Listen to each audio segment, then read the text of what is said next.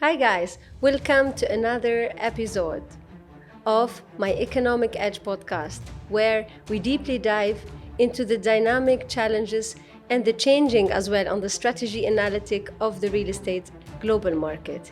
And today, I'm so honored to have Dr. Nour Al Serouji, a renowned expert for his extensive experience in the real estate market locally and internationally.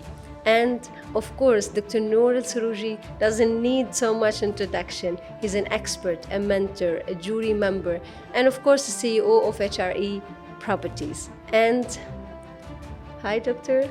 Hi, Salwa. Thank you so much for having me. This is such an amazing introduction. Thank you very much. I'm really honored and flattered to be here with you. Of course, this podcast won't be the same of my previous podcast. This is a very suspensive, debating. We're gonna thrive into different topics and a lot of questions which people are asking for the answers. Of course, Doctor, I just want to go deep with you about your extensive experience. And the first thing I need to know, a lot of people knows you, but some of them doesn't know you. So they need to know what is the relocations, like you were in Egypt, UK. So different stories I need the people to know about. First, who's Dr. Nour Al-Srouji? Okay, I'm just a humble person raised by my late father, who were a consultant engineer. So actually, most of my life have been like formatted in a structured way. This is how I've been raised. And originally, I'm a graduate of the Faculty of Computers and Information. So I'm a computer engineer. So I've got inherited this mindset as well. Then moved into the marketing spectrum. And from the marketing spectrum, which was related to the real estate, I moved to the real estate industry in multiple markets. Definitely, I'm natively Egyptian, so it's the Egyptian real estate market, beloved UAE market, then UK. Had spent some time in France and Germany, a little bit of knowledge about the Polish market. And the last station that I was at was Saudi Arabia, doing some consultation and training business for one of the companies of PIF, which is Roshan Developments. So simply, you can talk about that I'm really immense in terms of tech, engineering mindset, and definitely I'm in love with real estate. That's very interesting. And of course, we met through ERI, Innovation Expert Institute, and I can't not to talk about this kind of institution because back in 2012 when it was in Dubai Land Department, I started over there and I got my academic studies and learning, and I would advise everyone just to keep learning in real estate and how important to learn about real estate. And I always say what makes an agent different from another agent is knowledge and expertise and learn about the trends and preferences. And especially you are in a sector and a mentor and you're dealing with a lot of, institution academically. I just want to start about ARI and the other institution which we work for. What is important about learning in real estate? Okay, what's important about learning real estate is knowledge itself, and here I have to honor the Innovation Experts Real Estate Institute for all the effort they are doing in order to elevate the real estate market with all the senior and faculty members, which are top of the best in terms of industry, and they are guys on a mission. And I'm really honored to be one of the faculty members at the institute. So if you're talking about knowledge, I'm here quoting the words of His Highness Sheikh Mohammed bin Zayed. Those who doesn't have knowledge have no place in the future. So knowledge is power, 100%. You can talk it right now, especially we are at the era of the metaverse, AI, tokenization, lots and lots of intervention spectrums related to knowledge. And also our customers have changed. Shockingly, people have been born in the year 2000. Right now, they are 24 years old. Happy birthday to them. They're moving to 25 years old. So it means that even our clients are changing in terms of mindset. Gen Z or Gen Alpha, whatever you want to call them, they are much more into investment. Rather, we have been raised on the culture of saving. So it's a completely different spectrum that you need knowledge to be having it. Clients, in terms of investors, also demographics have been changing, depending more into, numbers, big data, all of this. So if you're not equipped with this and you're going to be like this other, I cannot say even broker, someone in the street trying to sell real estate, believe me, you're out of the market. So that's very good to get me a question in my mind. Are we truly on the brink of transformative market? Does AI will replace a lot of basic like institution in the future? How we are in the middle of all of these changes? Like now we've been talking about sustainability, a prop tech analysis market, where we are diving into and where we are as an experts in real estate, and how important education and like teaching clients about how market is going on a dive. Are we heading to a bubble? Is there a bubble forming? So I've already done a read about it, and as per my study and UBS report that we are in a safe territory. We are not heading any bubble, but are we going with this uncertainty, with a lot of challenges market? Does investors need to learn about the predictions and expectations, and how important, I'm giving you all the questions so you can take your time to reply. Yes. And this is very important as well about the stereotypes what investors are getting. Like what are the misconceptions need people to understand and correct it? Okay, I'll try to digest them all. Yes, If I yes. missed something, please Yes, remember sure. me. So first of all, lots of real estate people are going to be telling you, now we are disrupted with the AI. Okay, thank you. What else? Most of them, they are talking about nutshell. But if you want to really observe the change that have been happened in the past 30 years, the real estate industry have shifted from asset-centric to customer-centric. Right now, what people are buying in real estate, it's not the building anymore. It's not the villa. They are buying the community, the quality of life, or the facilities which should be turned into benefits when we want to sell it to our clients. So this is what they are focused on. How we are going to be affected in terms of the second disruption era regarding the AI. AI is going to be helping much in terms of data generation, more of like data mining, reports, decision support documents, and all of these. Being a tech guy, coming from this background, I can tell you that I worked on a decision support system for stock markets as my graduation project, which was back in the early end of 90s, early 2000s. So back then we used something that's called MATLAB, which was machine learning. While you were using your Nokia 3310 and it used to modify your spelling mistakes, this was part of AI or machine learning for you. So the technology have been always there. But most of the time, we do not see it unless it's becoming a trend. So now most of people are going to be talking ChatGPT, some others are going to be talking Gemini, and also we should be talking about the Falcon project, which is supposed to be the ChatGPT of the whole UAE as a country. So all of this is going to be encapsulating and really changing how we think, how we deal with our clients. Regarding the clients themselves, most of the time, if you don't have enough resources or references for the numbers you are telling, they're not going to be trusting you, especially in a very dynamic market in UAE. And we have to state the fact, for each client we have almost 20 to 30 brokers. Talking to them, how you are going to be grabbing the attention, how you are going to be catching them, knowledge, differentiation, which is all about reading numbers. The one who is going to be really good in terms of data analysis and knows how to interpret the data in a productive and lucrative way are the agents who are going to be staying in the market. So this is what I recall. If I missed any point, please tell me. No, that's very important, doctor. But I want to go for something called market division and market efficiency. Now we're talking about smart cities and prop tech and sustainability. What about the development which is already developed? Is this will affect the property which already developed? They're out of the market, how to say, innovation? And what is the market trends about that? And what's the number are saying about the new development coming with the new smart like system, AI technology? And what about the previous properties? What will happen to that development if that will burst, how to say, disbalance between what's already on a supply and what's already demanded and what's already developed, where we can hit the questions as an expert, from an expert vision? Okay, first of all, thanks for calling me an expert while you're the expert. So let's say that each one of us has his own cup of tea. So no real estate is going to be left behind, but it's going to be about the customers, what they're looking for.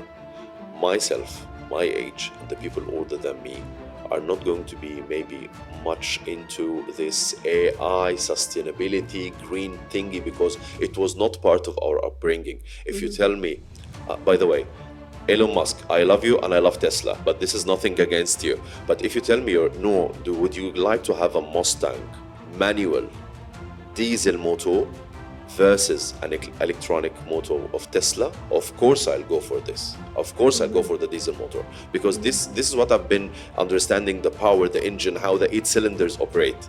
But this silent motor, I don't understand it. But let's go to the generation of our children.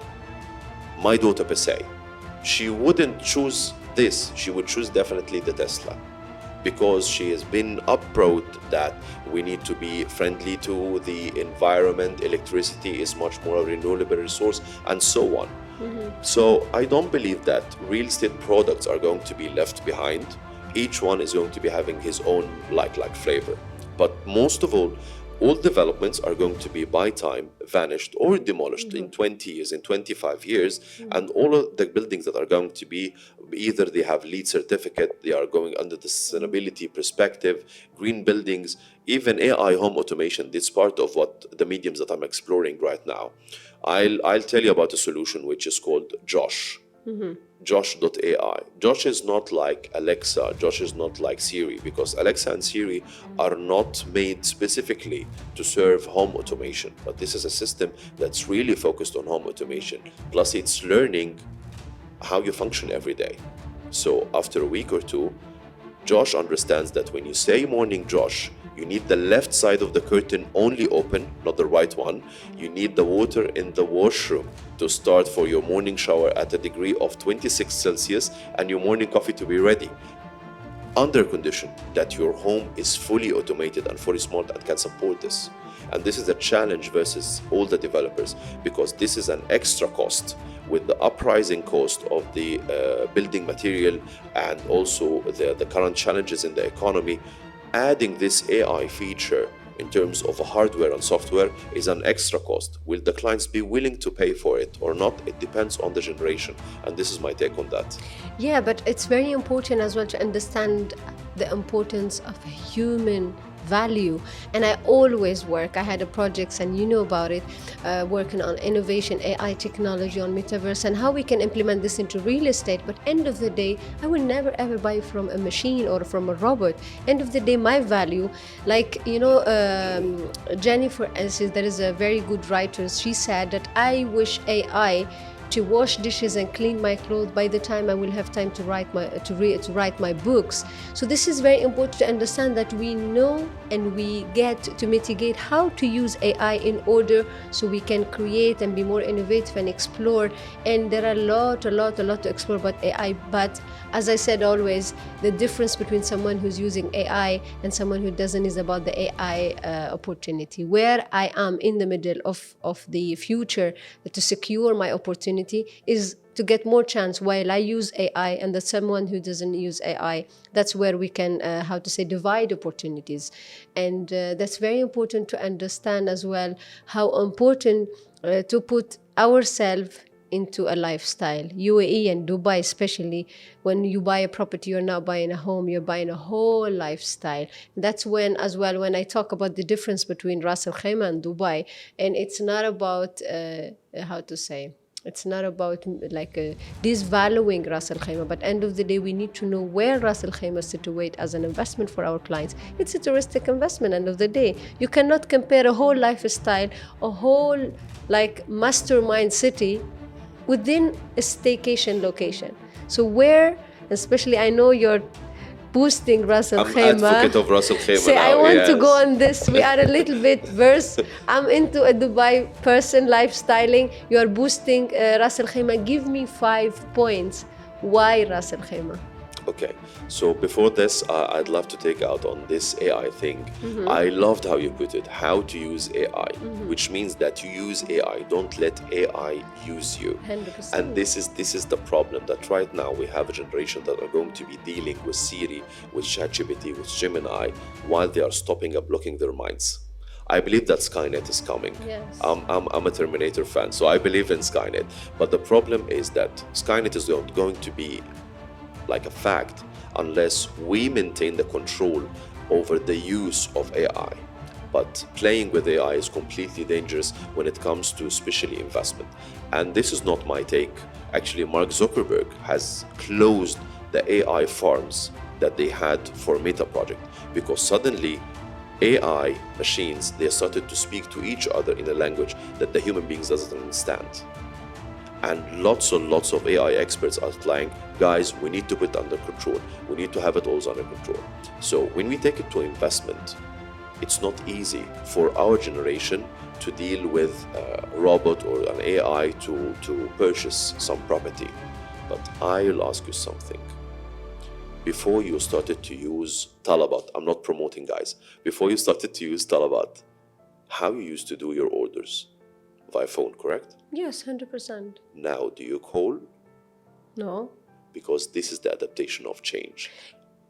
One more Sometime thing. it will be a norm. Yes, 100%. See, when we talk about change, we talk about circumstances that boost the change. When we talk about change, we remember the COVID, the pandemic. That is the phase where the whole world changed to a new life. When we talk about the pollution, the ecosystem, the friendly, the sustainability, the greenery, we're going into maintaining and sustainability. Of course, pandemic creates an environment where you need to go for an e-commerce, for platforms that save you from a direct contact.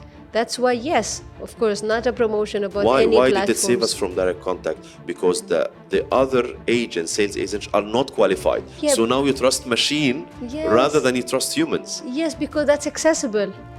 And as well, it saves time.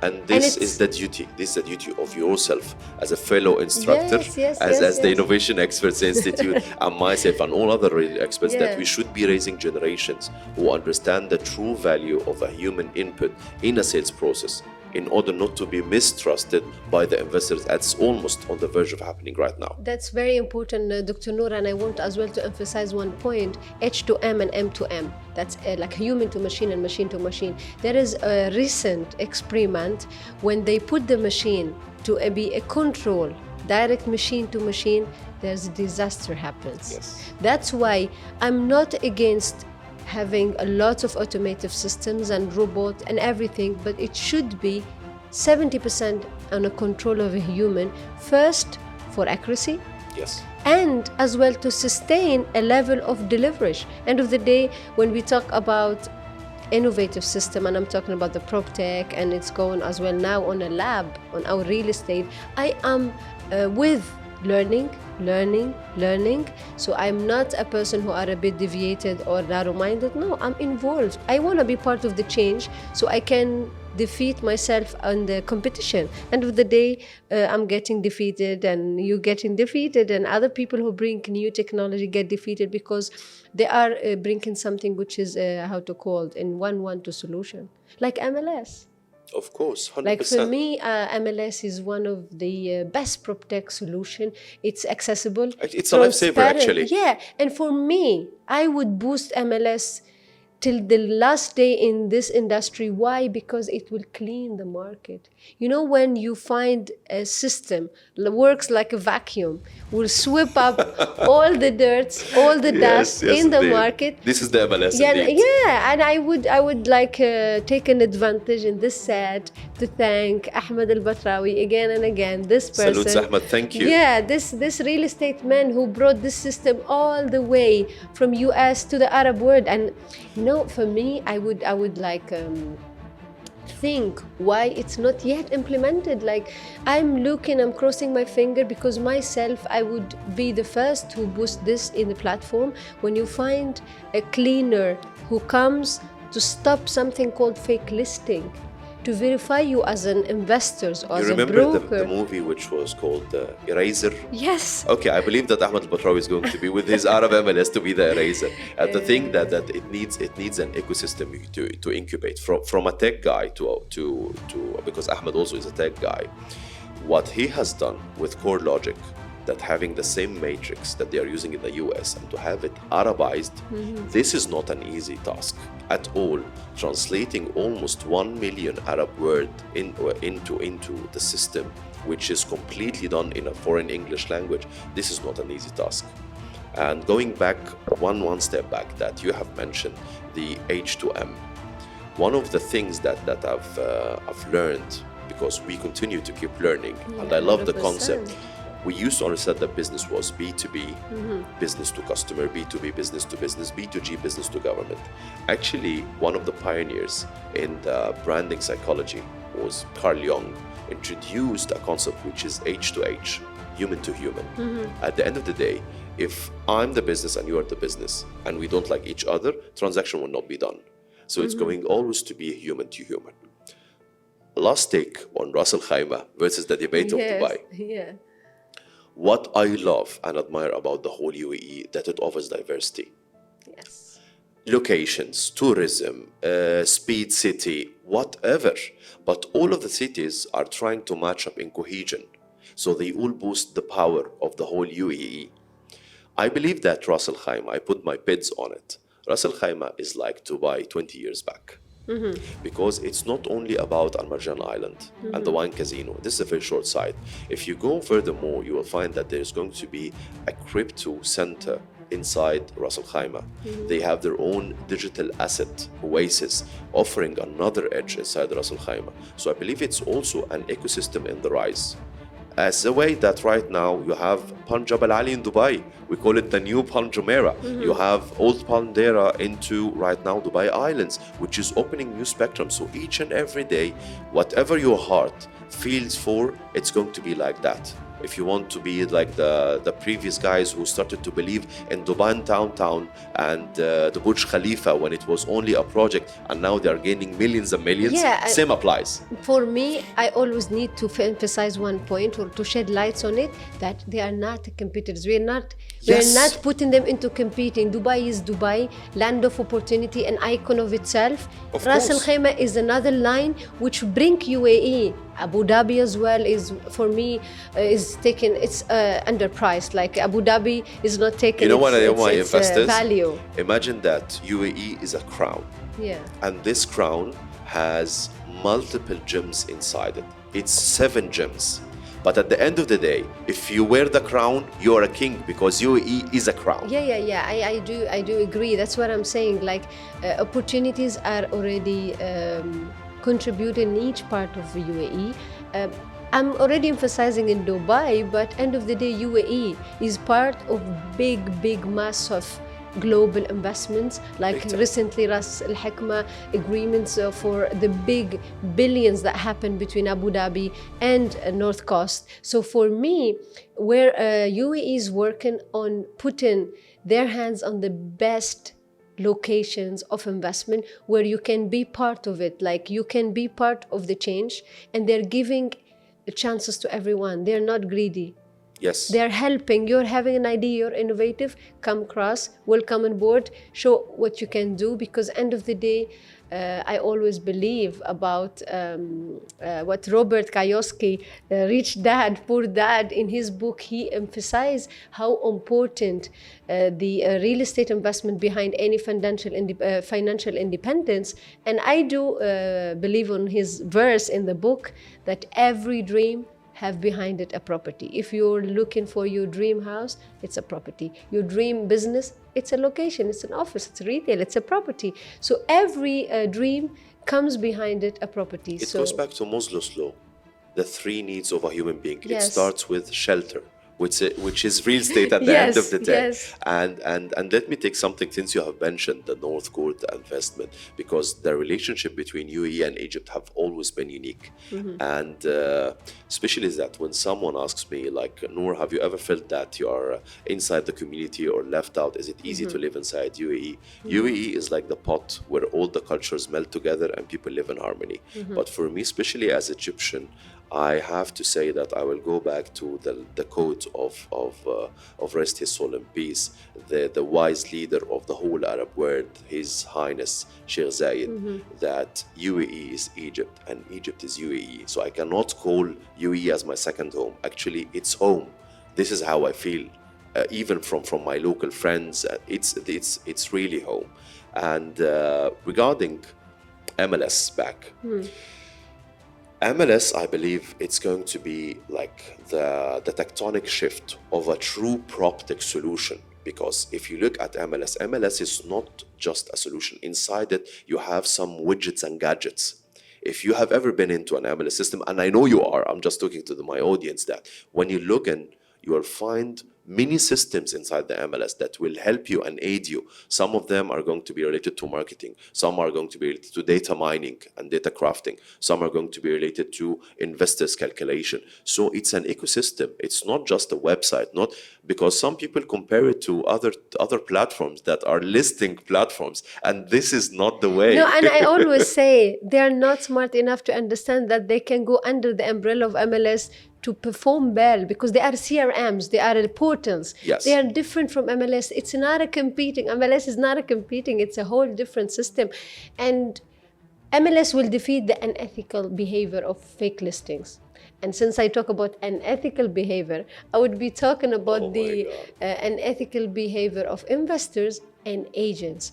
What about something recently we heard, like, a mosquito pinning in a house, and what you need to do is just using piff puff. Actually, I do take it like this. For me, this noise about the kickback, which we heard recently, this unethical behavior, people doesn't understand. Me as an expert, when I perform and when I talk to clients, when I share my experience, my knowledge, when I give them my service before sale, after sale, that is a whole thing. And you came at the end and request for a kickback to disvalue me? Yeah, because they are cheap. You pay peanuts, you get monkeys. And this is why most of the investors dealing with these, I cannot call agents, with these people offering kickback, they get back stuck and they call us, help us, we need to sell this property to save our investment. So I love how the Brits say it. You pay peanuts, you get monkeys. Yeah, because end of the day, they need to understand. And the most important, I always tell the Asian I work with or whoever I train, I tell them, guys, educate your clients, show them your value.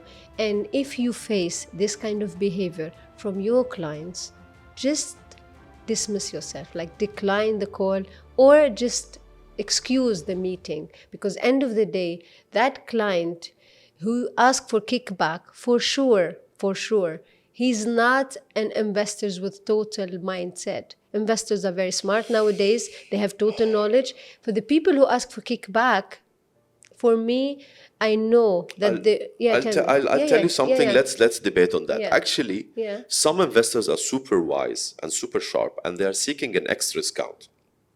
Even though if they are buying a 10 million dirham property, they would go for a discount of 100,000 or 150. They would go for it because it's in their best interest. But the problem, it's not with them.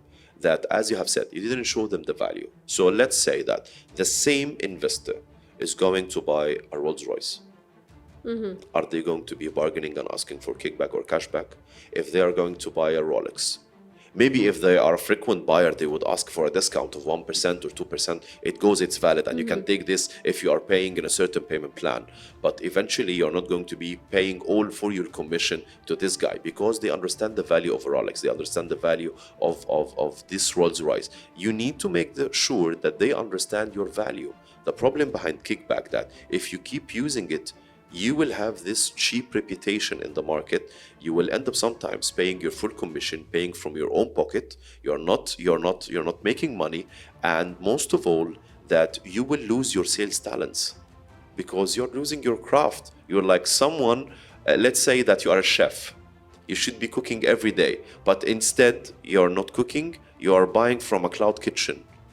You will lose your talent, you will forget how to cook simply. No, and I as well, and everyone, all investors, all brokers, some of my staff, they come and ask me, what should I do against these people? I will just simply tell them, report them to the Wetland Department. That's if it's a normal Yes, like if legal you can behavior. prove it, if you Yes, can prove yes. it, do it. Of course, with the proof of any message in WhatsApp or an email or any conversation, of course you can prove it. And I always tell both. If the agents is getting this kind of behavior or this kind of request, just report the client. If the opposite, do the same. Report. If the Land Department knows about it, this is unethical and this is illegal. So you can just report them. People doesn't know that you can report. Report. No, please report, because there has been extensive and huge effort. We should thank His Excellency Engineer Marwan Ben Gleita for all the efforts that he has done with all the assets inside the Dubai Land Department to have this market under ethical and regulated, and to have this market like an A+ class market. With all his efforts, all the agreements that he's been doing with the developers, orientations for the brokers, enforcing the rules and regulations, all of this should not be wasted by a single agent who doesn't want to report. Yes, of course. And as you mentioned that His Excellency have done all of this, and she's trying as well to put the Dubai real estate market as a lab leading everything, not only in laws and regulation, even on sustaining a very healthy market. We're trying to work on a very educative people. Now even local are in the board with a very strategic program. And I love that. Yeah, so we are into a competition, and it should be honest competition. So expert has to be in the market. We need to understand something, that we are introducing the image of the UAE market. We are an image, we are the reputation. We're the ambassadors. Yes, we are the ambassadors. Bravo, thank you for the We're word. the Yes, this is ambassadors. the typical word I'm looking for. So we are into showing a very nice image about how sustainable and clean and honest this market, and the experts of this market should show that image. So thank you so much for the whole conversation we had today, and I want to keep the whole last word to you. Okay, so I am the one who should thank you, because I love, again, how you put it. It's a conversation. I don't believe that I'm in studio for a podcast or something. It's a conversation between two close friends, and I cherish that. So it's going to be one last thing, guys, focus on technology. Always keep learning, and please, knowledge. Be ethical, not for the thought that don't do that. No, it's not like this. Be ethical, because, as I've said, you are the ambassadors of the market. You are representing the whole market. You are representing a very, very great nation. And this country is a brand. UAE is a brand. Dubai is a brand in itself. So you should keep this brand in your heart and mind, since it's keeping your pocket safe. Thank you so much, and it's been an honor. And this is a very short episode. For sure, you are one of my guests in my coming series. Everyone knows about my coming series about the financial independence through real estate investments. Dr. Nour gonna be another time my guest in a different topic with the different challenges and aspects that we can talk, how we can reach our financial independence. And one more thing, I want to congratulate you to be a jury on the World Reality Congress. Thank you. So Thank you it's so very much. well deserved, and there are a lot to come. And this is only a small thing for you. You are such an expert with an experience that person need to pursue, and your journey is a storytelling. So I'll be sure that one day I'll have a whole episode to talk about your whole successful journey you had. Thank you. It's such an honor coming these words from a real estate guru like yourself, and really I'm flattered to be with you today, and looking forward for our next episodes. Guys, believe me, it's going to be very debatable. There's someone that I can say it's going to be extended to some extensive debates regarding not only financial freedom, but related to some aspects in real life. Thank you so much. Thank you so much, and write all your questions down in the comments if you need any more answers from Dr. Nour.